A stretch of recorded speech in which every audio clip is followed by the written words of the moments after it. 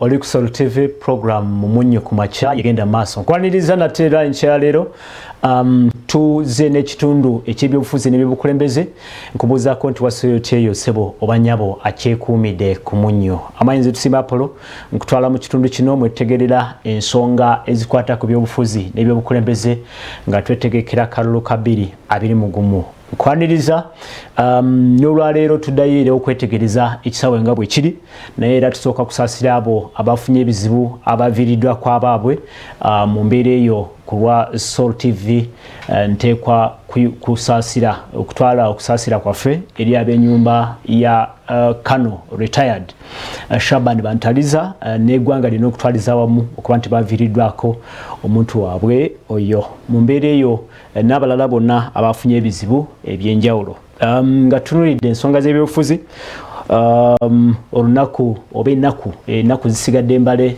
tuke ku nominations abeetegeka okuvuganya ku bifo ebyenjawulo actually kukiseera kino twogera ku kifo ekyobukulembeze bw'eggwanga Uganda bagenda maaso n'okwetegeka okulaba nga batereeza ensonga zaabwe essaawa weeneetuuka ey'okusunsulamu babeere nga buli kimu kiri bulindaala twategeddeko naku lweggulo nti baakakakasibwa enkalala ezibasemba oba emikono egibasemba bali 8 omwo mwe muli Yoweri Kaguta Museveni ate nga incumbent mwe muli Henry Tumukunde General retired Major General then erudde eri tuline Fred Mwesije oyo ali independent tuline omukyala Nancy Kalembe oyo naye independent tuline Honorable Patrick Oboya Muriat tulabyeko erinnya lya Mugisha Muntu retired Major General tulabako Joseph Kabureta Mr. Joseph Kabureta oyo naye ali independent songa atene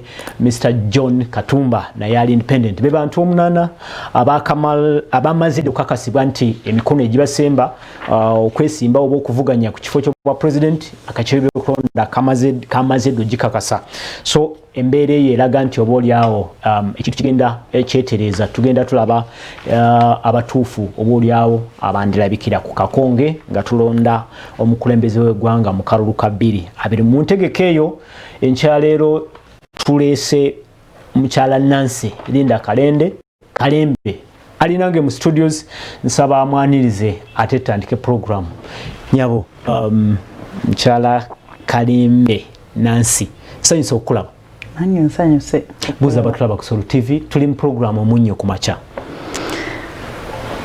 bannayuganda bannanga batulaba mbalamusiza mwebale kubeerayo mwebale kutuwagira na kutusabira mwansuze mutya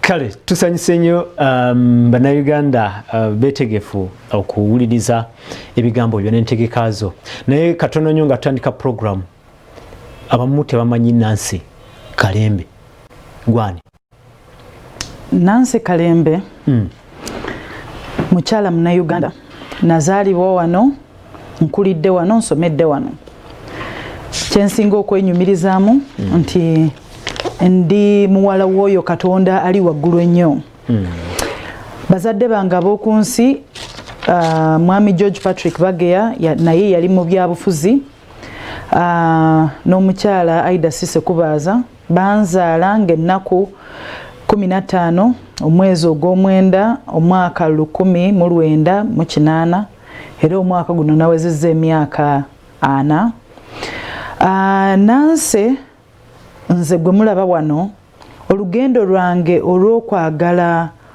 okuweereza abannayuganda nga pulezidenti waabwe lwatandika nga ndi wa myaka 14 era nzize emyaka mingi nga ntegeka mpolampola nga mbulirako baganda bange n'emikwano gyange basobole okumpa amagezi n'okumpabula era abannayuganda mwenna gye muli kummwe abasinga mumpadde amagezi abamu munkuzizza mwebale nnyo mwebalire ddala nkoze mu bitongole ebyenjawulo ndowooza Uganda tebeerangako na muntu azze okwewaayo okuweereza abannayuganda mu ntebe eno ey'obwa pulezidenti aweereza mu bitongole ebyenjawulo nga bwempeereza nkoze mu bifo byenjawulo, nkozeko mu TV, mu radio, mu byamafuta,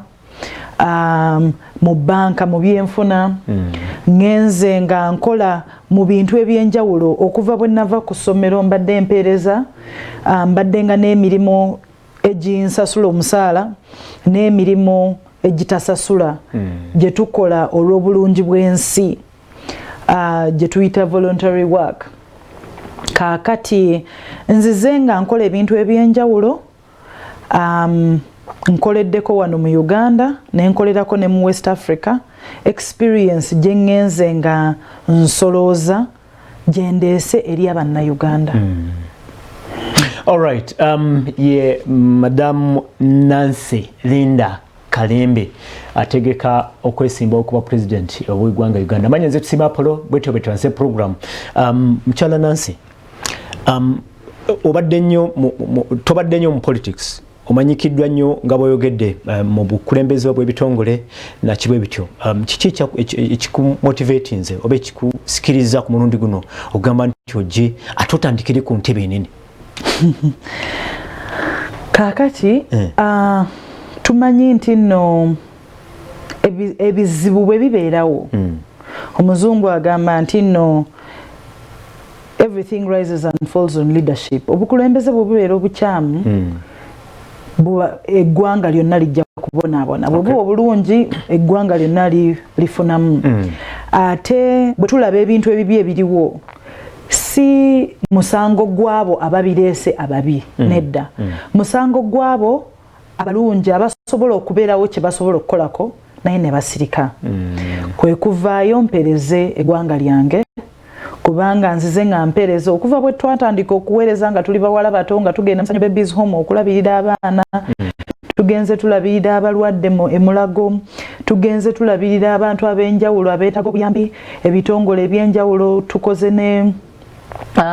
n'abaana abavubuka okubayamba okufuna emirimu n'okubeera enterprising, okutandikawo ebintu byabwe, n'okubayigiriza eby'essente. Kati bwe ngenze ntandika okuweereza abantu ab'enjawulo, abakadde, nendaba nga kiba kirungi ku ssaawa nga bweti nesimbewo ku bwa pulezidenti, kubanga bwe tunaatereeza ku ntikko n'ebyawansi byonna bijja kutereera. So ekindeese si kuba nti si ntebe eno yendeese specifically, naye wabula okuweereza, omutima gw'okuweereza gwe nnina gwe gundeese mpereza eri abaana ba Uganda, kubanga abaana ba Uganda beerabiddwa nnyo. Embeera abaana ba Uganda gye balimu mbi nnyo, obwavu, obalaba ebbula ly'emirimu eri abavubuka, abakyala, embeera gye bayitamu, n'omuntu wa bulijjo okutulugunyizibwa kwayitamu, tekyandisaanye ng'oliwo. Bw'obeera mugwira ng'ogenze mu nsi endala n'obonyaabonyezebwayo ng'omunnauganda, omuntu ayinza okutegeera nti munnange ensi gy'oli musiiyo, naye bw'obeera ewuwo ng'abazadde bandikulabiridde bulungi mu nnyumba. So nvuddeyo kubanga waliwo gap mu leadership eyeetaaga okufulfillinga. Kaakati abannayuganda babadde bakaaba nnyo nti nno baagala nkyukakyuka. Okuvaayo kwange, kubanga banno bwe bakaabanga waliwo ky'osobola okukola, ovaayo n'okikola. Nze kwe kuvaayo mpeereze mbeerewo ng'enkyukakyuka Uganda gye yeetaaga. So si nkyukakyuka just bwe tunaatuula ne tuzinga emikono. Weewaawo Uganda obudde bw'enkyukakyuka butuuse. Era ku mulundi guno tugenda kufuna pulezidenti mupya, twagala tetwagala. Naye bwe ntuula nenzinga emikono neŋŋamba kale kasita tufunye enkyukakyuka ne tutuuka mu kiseera ekyo, enkyukakyuka n'ebeera nga nkyukakyuka si nnungi, tekijja kuba kirungi. So you see it, there is a possibility waliwo kisoboka nti wasobola okubeerawo enkyukakyuka naye ng'enkyukakyuka si nnungi, okiraba nga kisoboka nakyo? Kisoboka kubanga enkyukakyuka ya mirundi ebiri. Waliwo enkyukakyuka ennungi ne wabeerawo n'enkyukakyuka embi. Kati kyetumanyi nti nno obudde bwe buba buwungedde olaba oli omusana gugenda nga gukkirira paka enzikiza bwejja omwezi ne guvaayo. Obudde buwungedde ku gavumenti eno, buli omu akiraba. Abaali bakolaganira nga awamu batandise okusaasaatuka kati bennyini beeyuzaayuza. Organisation gye baali balina kati beeyuzaayuza, ogiraba. Ate bagendedde nnyo ku kyokufuna mu kifo ky'okuweereza. Obalaba basaatuuse. Omuzungu agamba nti a civilization cannot be destroyed from the outside until it is broken from the inside. Kati gavumenti eno gy'olaba focus ejijje ku kuweereza abantu.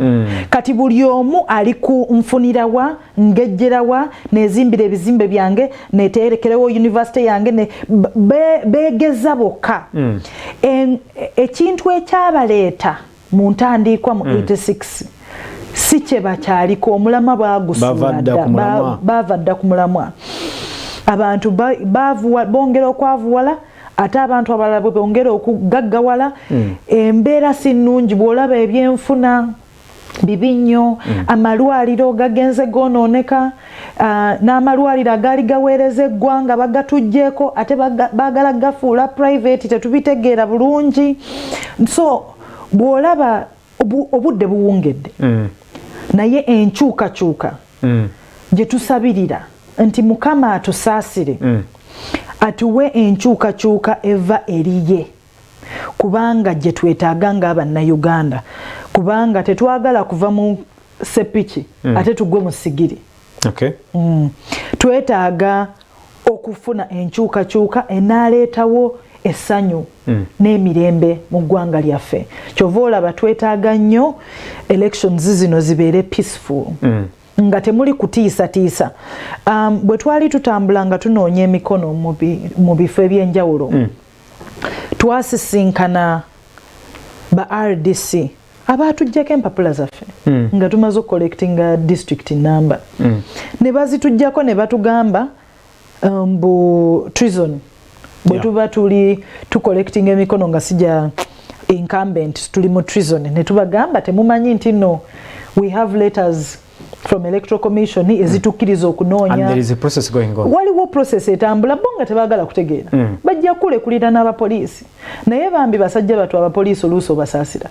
Bo bakola kye babalagidde okukola, so si kye baagadde okukola. So n'osanga waliwo entiisatiisa nnyingi, abantu batidde nnyo. Katonda yakuuma, era njagala kutegeeza Abannayuganda nti omukka guno gwe tussa Mukama yagutuwa. So si muntu, amaanyi ffe tetugayina, wabula Mukama ye yakuuma. Abantu abasinga tusanze nga batya nnyo, bw'oba batya n'okuteekerako omukono. Bwe nkuteekerako ID ne phone number yange, era abasinga ku signatures ezimu nga batya okuteekako essimu lyabwe. Nti bwe bankubira ne bantegeera nti nze eyakuwagira mu kifo ekyokuwagira Museveni, munnange ndeka, kubanga abantu batya nnyo. Nancy, mukyala Nancy, simanyi oteeka okubanga ebyobufuzi obadde obigoberera ng'obitunuulira. Obadde osuubira nti oba oliawo ebyobufuzi museetwe buli kimu ojja kusanga nga kiri set, oba ebintu ebyo obadde obisuubira nti oba oliawo mu byobufuzi nga bwe tubimanyi mubeeramu amakuuli, mubeeramu n'okubaako by'obuuka. Simanyi oba ekyo obadde okirowoozezaako. Kaakati ebyobufuzi tewali kintu mu bulamu kijja ku silver platter. Buli kimu kibeeramu challenges. Ne bwe tulaba basajja. But you seem to be lamenting. No, I'm not lamenting. I'm sharing experiences for anybody who will come after me. Omanyi bino ebintu by'obufuzi nabikuliramu. Nakulira mu makanga ga byabufuzi ga byabukulembeze. Exposure yange gyensooka okujjukira nga ndi mwana muto yali mu 86 nga ntandise okutegeera muko bataata bakomawo okuva mu exile. Kati era bw'obeera mwana w'abantu abali mu bukulembeze otandika butongo olaba ebigenda mu maaso twali tumanyi bamuzeeyo oluusi nga babulawo ekiro obanga muba muli awo mulya kyaggulo abamagye ne beeyuwa waka. So you have been through this, you have seen it? Yes. So it was not shocking what was happening. Okay. Sekanga nnyo nti nno bino bibaddewo. Tibakujjako emikono, baagents bo bajjako emikono. Those are simple. Those are simple things. I mean, people have gone through worse. Naye level gye tuliko kati ng'eggwanga, the level of civilization we should be at now should not be like this. Because tusiba twegamba mbuno Uganda is a democracy, Uganda is a democracy. But don't you appreciate talking nti this is a growing democracy, actually a very young democracy. Nti oboli yawe ebintu ebyo byandibanga mu ebiri, then nobeera ng'otunulidde oboli yawe bizito nnyo okusinga obwo obuntu nti bakujjeko omanyi oba naawe kenyini nojjanga weetegese omanyi bagamba obuntu obwo obwe butyo those challenges. Omanyi bw'obanga Mukama akuyitidde omulimu otunulirako abakusooka. Okay. Musa baamutuma nti genda onunula abaana ba Isirayiri. Naye ebizibu bye yayitamu. Emirundi egimu yagamba Mukama omanyi bino mbitadde. Yeah. So challenges or expecting challenges, they come in different forms and sizes. True. And colors. Oba tomanyi nti ebizibu byange oba challenges zange zigenda kufaanana zitya. You just go mentally prepared. Kati bwe twatandika okutegeka n'emikwano gyange ne tiimu yange yonna nti tugenda mu kino. Tumanyi nti what is the best thing that can happen? Ngenda kufuuka president. What's the worst thing that can happen? God forbid. Death. Because in life that is the spectrum and everything in between. Kakati bwe tuyita mu bizibu bino mu challenges zino olunaku bwe luggwako weebaza Mukama nti nkyali mulamu. So obadde weetegese okuva ku ntandikwa oboolyawo okwaŋŋaŋŋa ebyo ebizibu n'ebirungi byonna ebiri mu politics obadde weetegese nnyo n'amaanyi olw'ensonga okwetegeka tekuli mu research yokka kubanga mulimu kati bwe natandika okutegeera nti this is real nze nawulira ddoboozi nga bwe tugamba nti Mukama antumye Mukama ngambye nti nkole bwenti ne bwenti nentandika okukirowoozaako nentandika okwetegeka nentandika okugenda mu leadership training courses nentandika okusoma ebitabo eby'abantu abatusookayo mu difficult leadership circumstances abayise mu mawanga ag'enjawulo n'osoma ebitabo ebyo kati tokoma kusoma bitabo otandika n'okulaba ebintu ebigenda mu maaso olina okwetegeka mentally and emotionally, especially emotionally, because that's where mental breakdown comes in. When you're not prepared emotionally.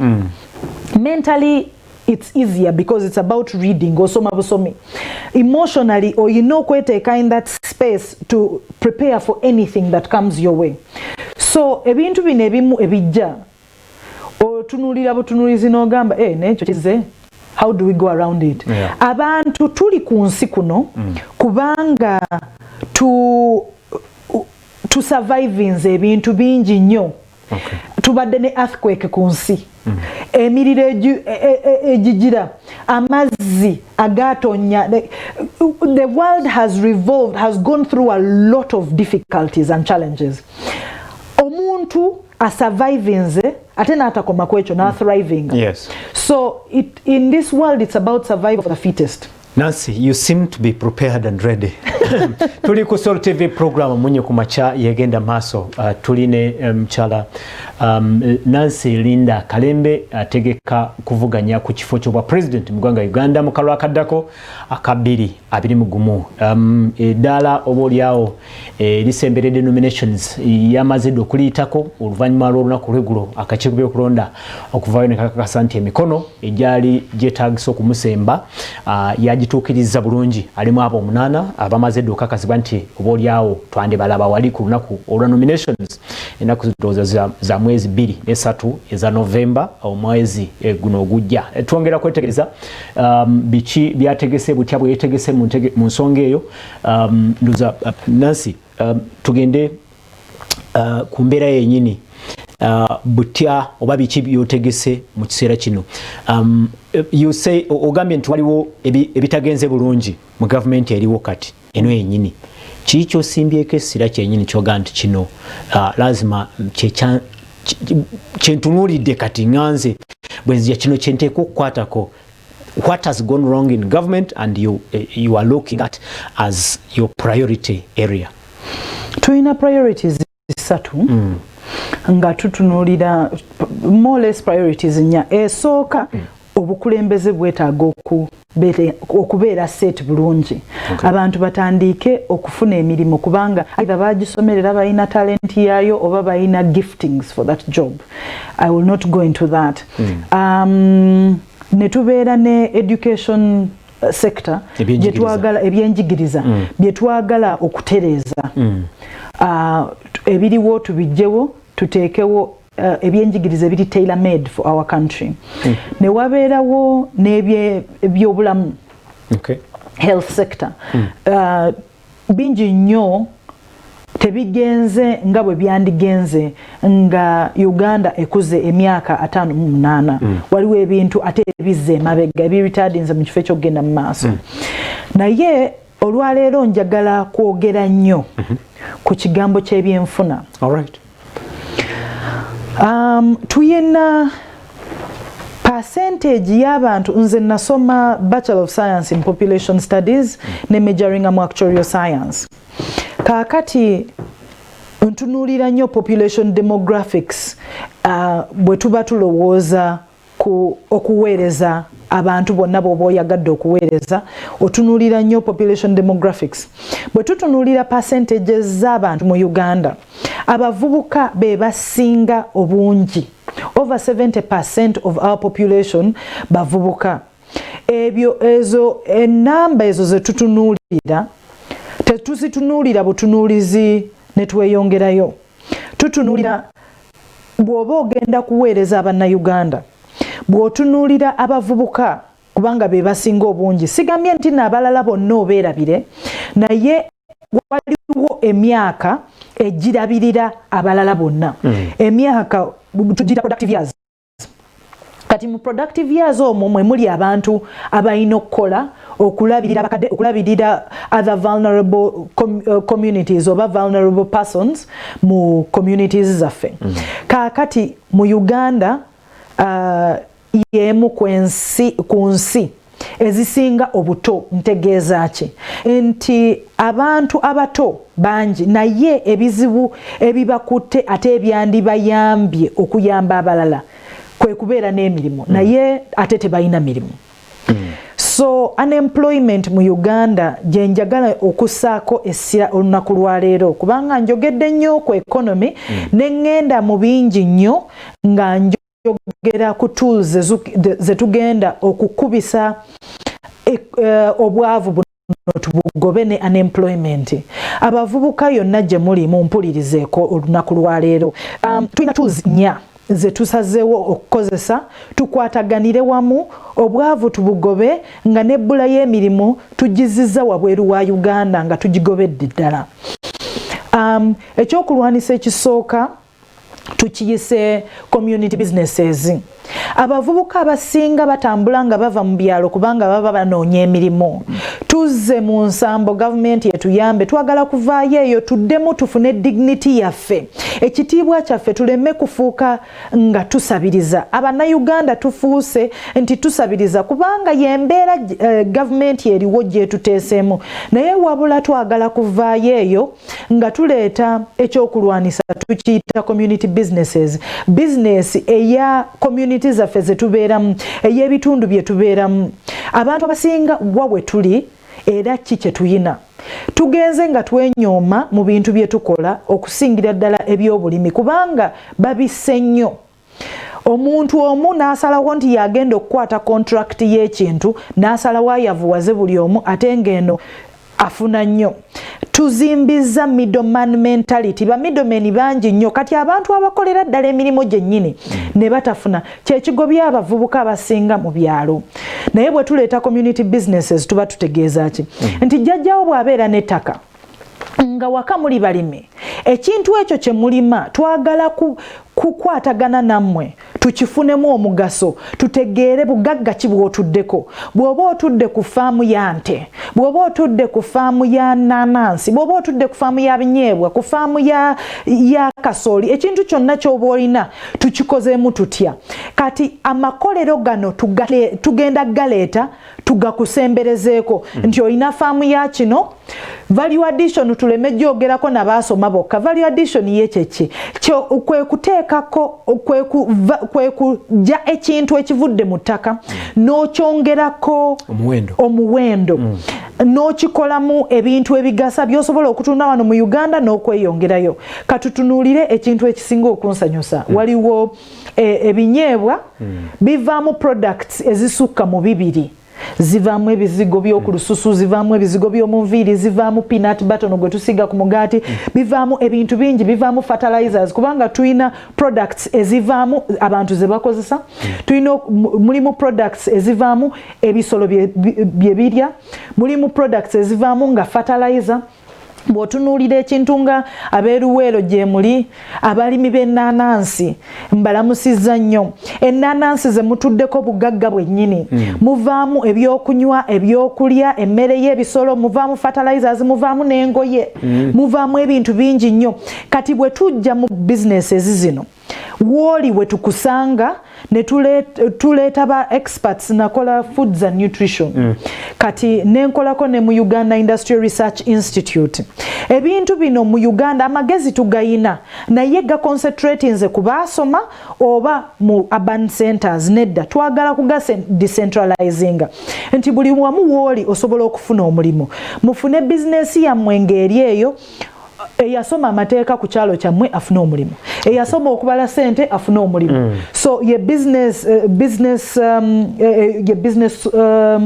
gye twagala okutandika community businesses tool eyokubiri ye innovation center sijja gigenda nnyo mu bungi waliwo tool eyokusatu tugiyita talent development centers oba oli wa muzannyo oba muyimbi talanta ez'enjawulo zino talent development centers ziba zijja kuyamba oveeyo ng'omuvubuka ekyokuna twogedde ku innovation centers incubation centers ze ziva mu community businesses kati omuntu ayagadde okwetongola bw'ova mu community business nodda mu incubation center otandika okwetongola nga ggwe kinnoomu bw'oba oyagadde kati byebyo ebyokulwanisa ebina community businesses incubation centers tuyina ne talent development centers ne innovation centers zino bwe tunaazikwataganya obulungi ng'abannayuganda tujja kuva mu bwavu ate tulekeraawo okusaba emirimu kubanga emirimu tujja kuba tugyekolera ffe bennyini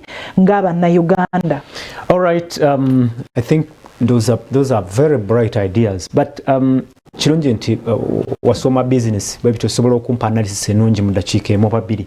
Government erina eri mu buyinza erina formula zegenda abagyeringa etunuulidde nti obaoliawo yesobola okujja munnayuganda mu bwavu essaawa eno yennyini gyetunuulidde.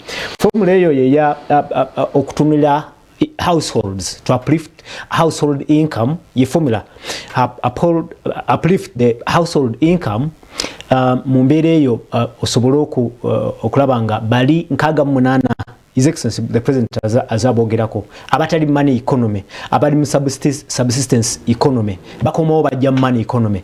That is their formula, and olabye byebaze bakola ebya skilling Uganda n'ebirala byonna byebatademu ensimbi youth livelihood and what byonna bitunulidde ekintu kimu kyoyogerako ekyokujjawo ebbula ly'emirimu oba oliawo n'okugoba obwavu.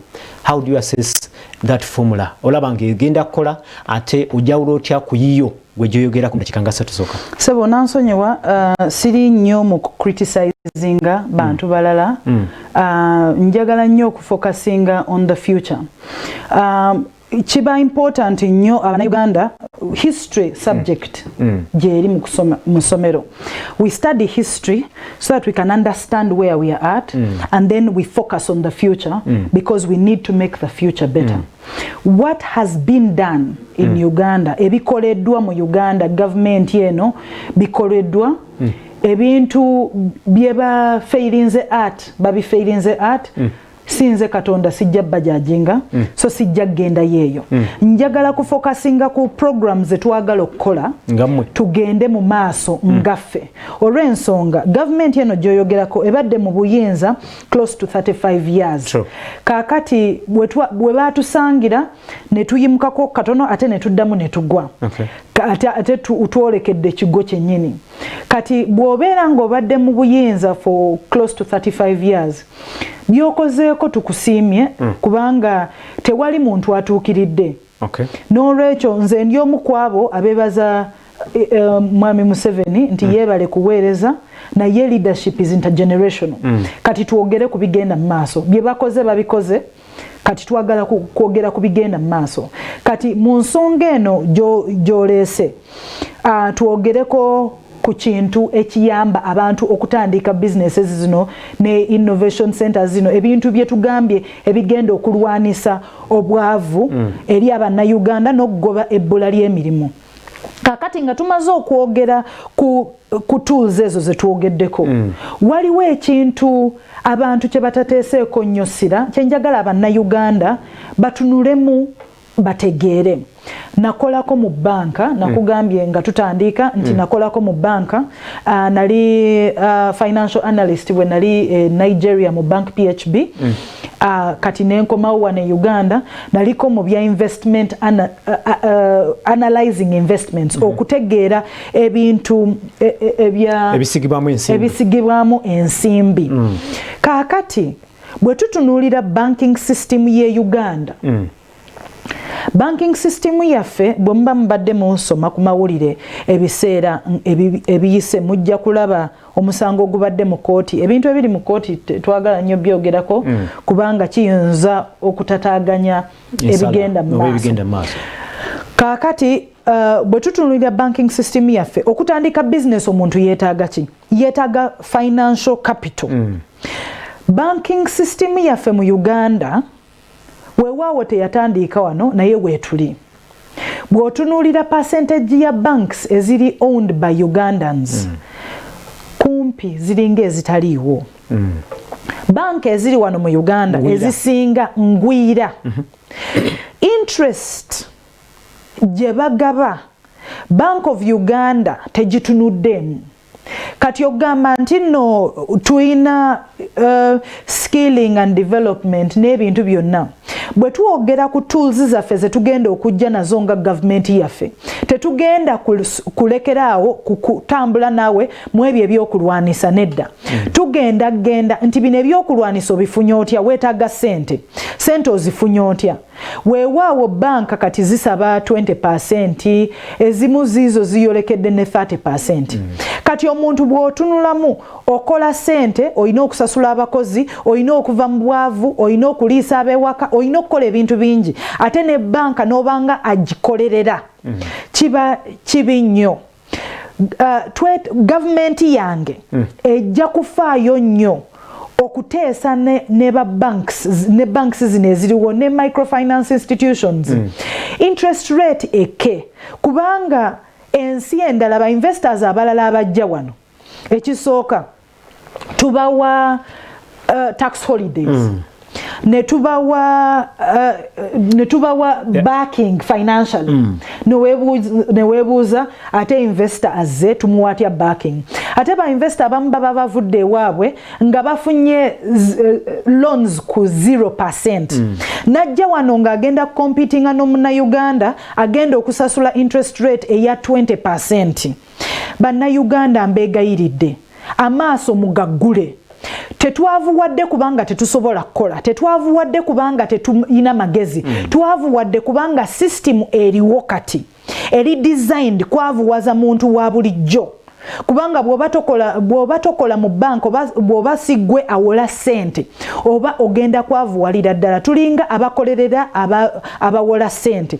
N'olwekyo system gye twagala okuleeta ekisooka tulina okusala emiwendo banka gyeteekawo tutya lending rates tulina ozisala omuntu wa bulijjo nti bw'afuna sente zimugase.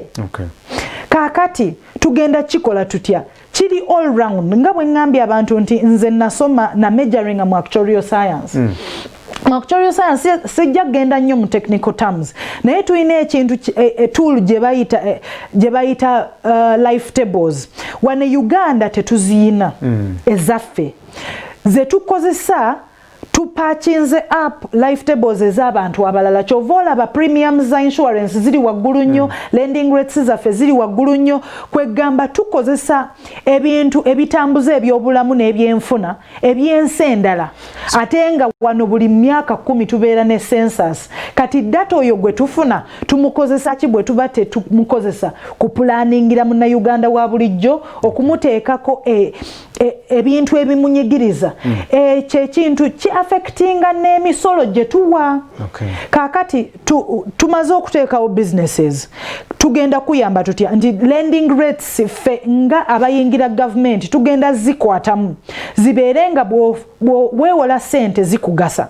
ekirala emisolo gy'owa giri gitya kubanga okugaggawala n'okwavuwala kirimu emirundi kirimu sides bbiri ofulumya otya oyingiza otya waliwo okubeera ng'oyingiza nnyo naye ng'ofulumya nnyo mu taxes mu misolo ng'ate ofulumya nnyo mu kusasula essente ze wafuna nga capital n'olabanga olinga asigadde mu kifo kyekimu ekyo so byebyo ebintu bye twagala okuteekako essira. Amazing.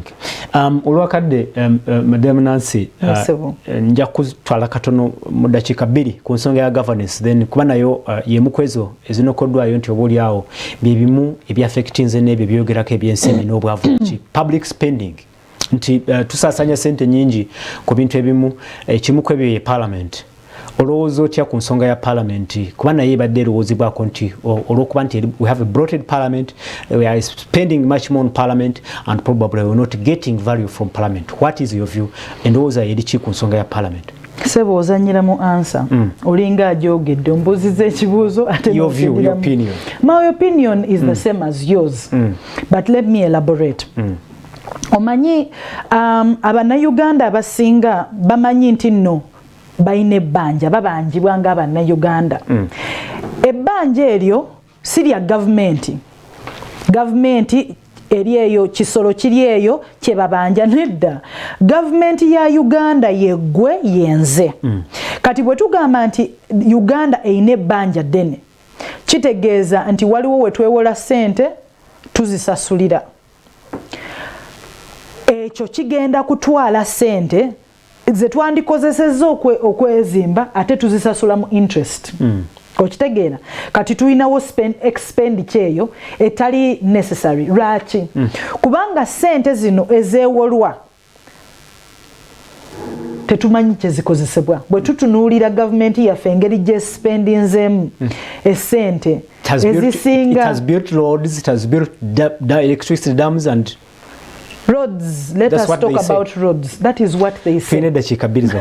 Kakati mu dakiika ezebbiri ebintu bye tugamba nti no government spending governance generally of this country is failing kubanga essente ezandiyambye omuntu wa bulijjo ng'oteekawo amasomero agagenda okugasa abantu abangi ng'oteekawo amalwaliro agagenda okugasa abantu abangi gaconcentratinze ku administrative expenditures that are unnecessary. Kati kubanga government yaffe kati efokasinze nnyo nti bw'obeera wa NRM nga wakola emirimu mingi tufuna bwe tukuwa emirimu kati n'osanga ng'omuntu omu omusaala gwafuna mungi nnyo ng'ate gwandibadde gukolawo ekintu ekigasa abantu abangi abawerako okitegeere. So are you talking about revising okuddamu okutunula emisaala gy'abantu gikendezebwa abakozi ba gavumenti n'ebitongole ebirala byonna?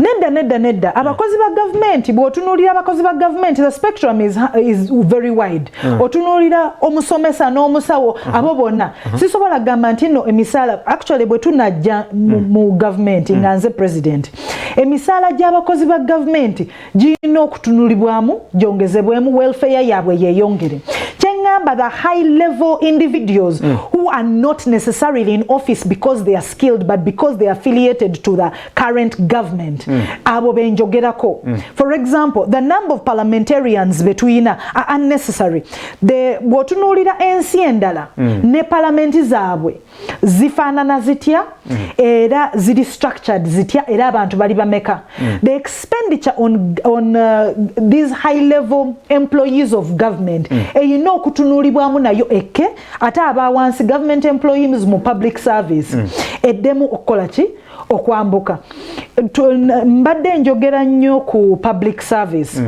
Public service, the way it's structured, needs to be revisited and revised so that number one, quota system wejjewo waliwo offices zogendamu nga it's a public office naye n'osangamu abantu ba side baludda lwa Uganda lumu n'osanga nti that shouldn't have been wabula singa waliwo quota system nga buli omu. You see, Uganda is made up of 56 native tribes. Chova fetuli mission 56. Abantu bangi nnyo bambuuza what mission 56 means. We have a mission to the 56 native tribes of Uganda. Tubaweereze services basobole okufunamu bategere nti lino eggwanga lyabwe and we are leaving no one behind. No Rachel, mu kintu kino ekya public spending tuyina okutuula wansi tukitegeere bulungi. Weewaawo kati Uganda balonda abakulembeze ba members of parliament yonna gye bali naye buno buzito. Kati kubanga be babalonze togenda kukeera kumacha omugobe mu parliament nti sigwe, but you can reassign them. Nogamba kubanga bakutuma oli mukulembeze naye twetaaga okukendeeza tuleme kubeera ne double duties nti ate oli minister ate oli wa parliament. Either you will be a minister or you will be a head of an authority depending on your skill. Kubanga kati tutudde tugenda tulaba parliament egende egejja but not in quality. We are increasing quantity of parliamentarians spending our hard-earned money that is taken away from taxes from us, and yet we are not paying for quality members of parliament. Madam Nancy, our time is out. Nanjagado tule mu kamera eyo yogere eri omuntu wa wansi mu dakiika etaweeremu tufe kumpewo. Muganda wange, mwannyinaze wange, taata maama bajjajja ne batabani bange ne bawala bange, bannayuganda mwenna gye muli oba muli wano oba muli wabweru, njagala okubakulisa okutuuka ku lunaku luno. Mwebale kutuukayo, twebaza Mukama nti tukyali balamu, ekirwadde kyatulumba naye tukyali balamu era tugenda kweyongera mu maaso. Omwaka ogujja mugenda kulonda abakulembeze bammwe, mugenda kulonda president omupya. Mbasaba mwenna mulonde Nancy Kalembe ono abatunuulidde essaawa zino. Ku ballot paper yeyeka gwe mbamulonda kubanga yeyeka ayagala okuleeta enkyukakyuka mu Uganda egenda okutugasa fenna ng'ate azze mu mirembe, si mu kulwana, si mu kuvumagana, naye okuleeta obukulembeze obussaamu ekitiibwa abatusooseewo ne tuleeta reconciliation n'okutabagana mu Uganda. So si sisi omuntu ajja ng'ayogera nti abaliko tubatte tubakyunye tubakole kinga tubajje mu buyinza naye wabula nti tukolagane n'abaaliwo tulabe bwe tusonyiwagana kubanga tewali muntu atasobya naye tutunuulire mu maaso, tugende mu maaso, tuzimbe Uganda yaffe omutali kusosola na kwawula naye nga tukolera omu ng'Abannayuganda. Nancy Kalembe is my name. Vote for me this coming 2021 elections. All right. God bless you. Omuwulidde Nancy Linda Kalembe ategeka kuvuganya ku bwa president. Kisigadde erigo okusalawo naye era bingi tulidde ku governance, tulidde ku economy, bwe tulifuna kadde tuli mukomyawo ate obuli awotogere ku nsonga endala ze tusobodde kwogerako olunaku olwaleero. Nkwagaliza olunaku olungi, amayanze tusima Apollo kyenkujjukiza kye kya COVID-19 kyakyaliwo. Yambala mask, naba mungalo, sanitizing and maintain social distance. Katudemo olunaku olw'enkya bwetyo program bwetambudde. Omunnyo ku makya gukyagenda maaso. Bwana Jeffrey Mugerwa akutwala mu byemizannyo. Beera bulungi. Weraba.